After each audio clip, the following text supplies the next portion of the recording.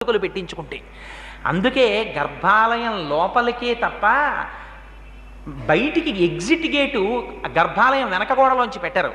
ఇలా వెడితే పృష్ఠభాగం చూపించకుండా ఎలా వెళ్ళావో అలాగే వెనక్కి అడుగులు వేసుకుని బయటికి రా అంటారు.